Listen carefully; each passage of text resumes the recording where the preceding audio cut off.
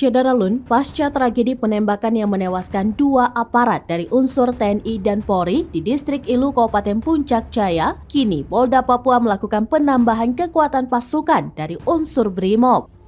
Kabid Humas Polda Papua Kombes Ignatius Beni Adi Prabowo mengatakan langkah ini perlu dilakukan setelah adanya aksi penembakan terhadap anggota pada Sabtu 25 Maret 2023 malam saat melakukan pengamanan sholat tarawih. Mengutip tribunstripapua.com, Beni melalui keterangan tertulis pada Selasa 28 Maret 2023 mengatakan penambahan pasukan tersebut untuk memberikan rasa aman kepada masyarakat di Puncak Jaya.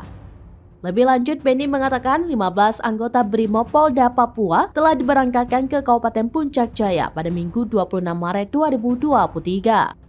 Tidak hanya itu, Beni menambahkan untuk menjaga keamanan, pemerintah Kabupaten Puncak Jaya bersama Polda Papua telah mengeluarkan imbauan agar umat muslim di Kabupaten Puncak Jaya tetap melaksanakan sholat tarawih di rumah masing-masing.